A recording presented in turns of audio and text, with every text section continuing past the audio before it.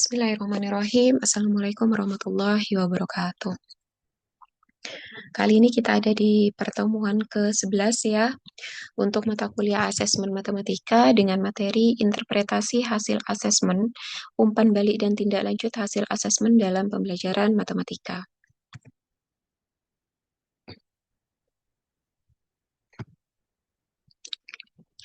Apa itu interpretasi hasil asesmen dalam pembelajaran matematika? Tujuan pembelajaran yang pertama, mahasiswa mampu menganalisis interpretasi hasil asesmen dalam pembelajaran matematika. Yang kedua, mahasiswa mampu menganalisis umpan balik dan tindak lanjut hasil asesmen dalam pembelajaran matematika. Mengapa interpretasi hasil asesmen, umpan balik dan tindak lanjut hasil asesmen dalam pembelajaran matematika perlu dipelajari? Oke, materi kita diawali dengan definisi interpretasi hasil asesmen. Interpretasi hasil asesmen adalah proses menafsirkan data hasil asesmen untuk memahami pencapaian siswa, menilai efektivitas pembelajaran, dan menentukan kebutuhan tindak lanjut. Tujuan dari interpretasi hasil asesmen yang pertama adalah memahami sejauh mana siswa itu telah mencapai kompetensi yang ditargetkan. Yang kedua, mengetahui topik atau keterampilan matematika yang telah dikuasai dan perlu ditingkatkan. Yang ketiga, menilai efektivitas metode pengajaran. Yang keempat, menyusun rencana remedial atau pengayaan. Yang kelima, memberikan informasi kepada siswa tentang kemajuan siswa tersebut. Data kuantitatif dalam asesmen. Data kuantitatif adalah data berbentuk angka yang dapat dianalisis secara statistik. Data kuantitatif biasanya berasal dari tes formatif, sumatif, LKS, dan kuis. Langkah-langkah interpretasi data kuantitatif dalam asesmen pembelajaran matematika. Yang pertama yaitu distribusi nilai, membandingkan nilai siswa dengan KKM untuk menentukan tingkat keberhasilan pembelajaran. Contoh, dari 30 siswa, 20 siswa memperoleh nilai di atas KKM, sehingga tingkat ketuntasan mencapai 66,7%. Kemudian yang kedua yaitu tren dan pola, mengidentifikasi pola pencapaian nilai, seperti distribusi nilai rata-rata, jumlah siswa dengan nilai tinggi, atau siswa yang memerlukan dukungan tambahan. Contohnya, mayoritas siswa memahami operasi aljabar, tetapi sebagian besar kesulitan pada soal cerita.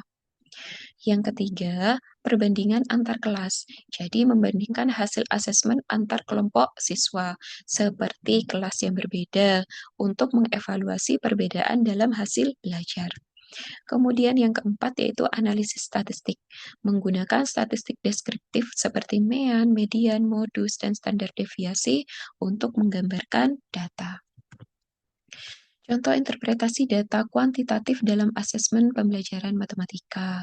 Data dari hasil tes tulis ya, datanya itu 60% siswa memperoleh nilai di atas KKM pada tes bab persamaan kuadrat. Nah, kita maknai atau kita interpretasi.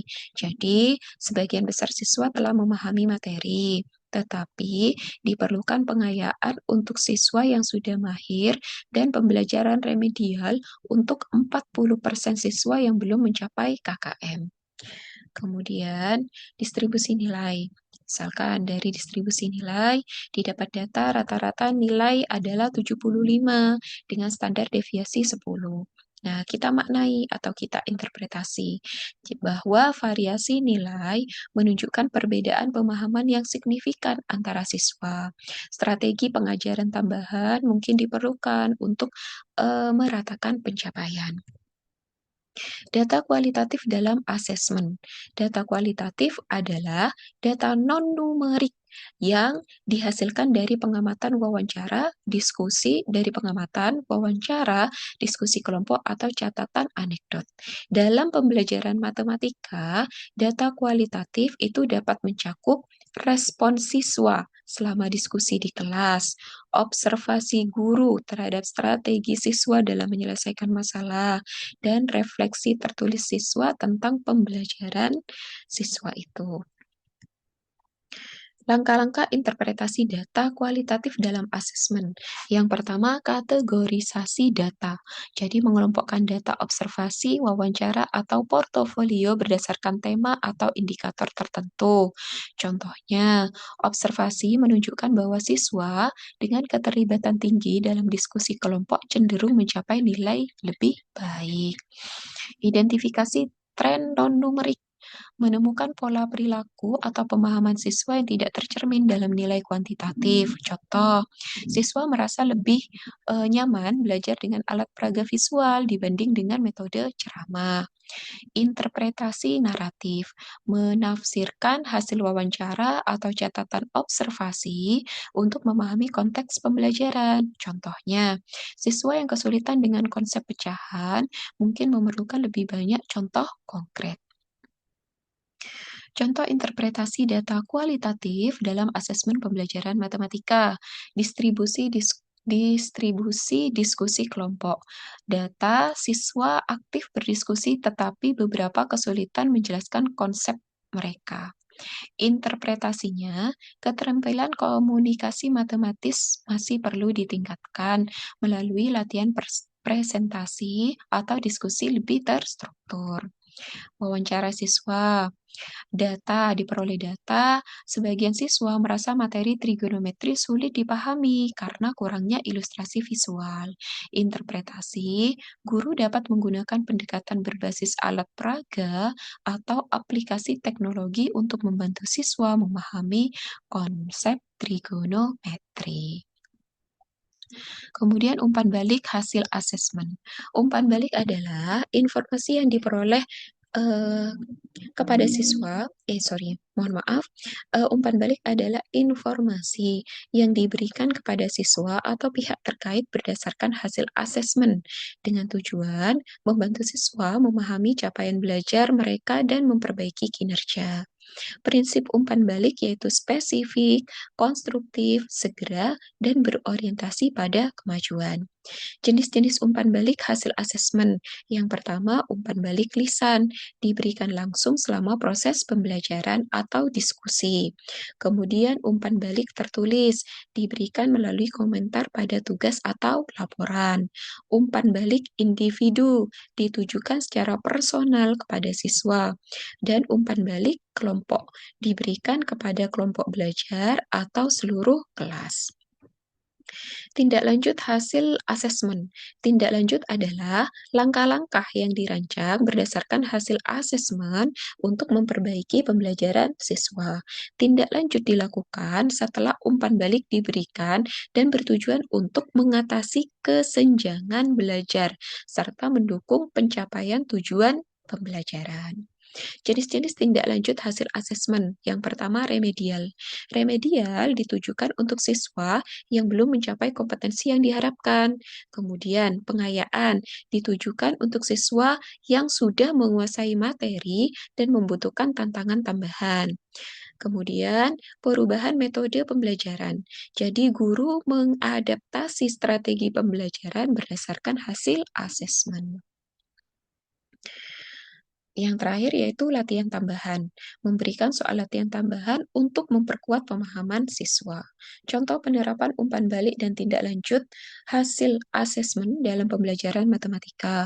Umpan balik tertulis, misalkan datanya yaitu hasil ujian menunjukkan bahwa siswa kesulitan pada soal grafik fungsi. Maka umpan baliknya yang diberikan guru kepada siswa adalah memperhatikan cara menentukan titik potong sumbu X dan Y.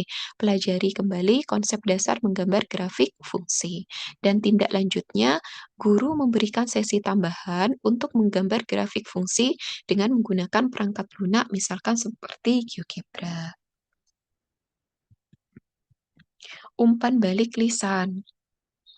Datanya yaitu observasi menunjukkan bahwa siswa enggan berpartisipasi dalam diskusi kelompok. Umpan baliknya, kamu memiliki ide yang bagus. Jangan ragu untuk menyampaikannya kepada teman-temanmu. Kalau tindak lanjutnya, guru membuat kelompok kecil untuk membangun kepercayaan diri siswa dalam diskusi.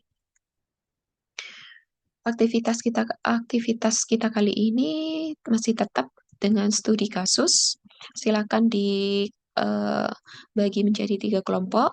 Kemudian studi kasusnya diselesaikan secara diskusi kelompok, hasilnya dikumpulkan di e-learning dan dipresentasikan pada pertemuan ke-11. Kemudian ini deskripsi kasusnya, ini tugas mahasiswanya, ada di slide ya, slide-nya juga ada di pertemuan ke-11. Intisari pembelajaran kita kali ini yaitu interpretasi hasil asesmen. Adalah proses menafsirkan data hasil asesmen untuk memahami pencapaian siswa, menilai efektivitas pembelajaran, dan menentukan kebutuhan tindak lanjut. Kemudian umpan balik adalah informasi yang diberikan kepada siswa atau pihak terkait berdasarkan hasil asesmen. Kemudian tindak lanjut adalah langkah-langkah yang dirancang berdasarkan hasil asesmen untuk memperbaiki pembelajaran siswa. Setelah pembahasan kita kali ini, jika misalkan Anda adalah seorang guru, bagaimana Anda akan memanfaatkan hasil asesmen untuk meningkatkan kualitas pembelajaran? Demikian untuk pertemuan kita kali ini. Terima kasih atas perhatiannya. Eh, saya tutup. Akhirul kalam. Wabillahi taufiq wal hidayah. Wassalamualaikum warahmatullahi wabarakatuh.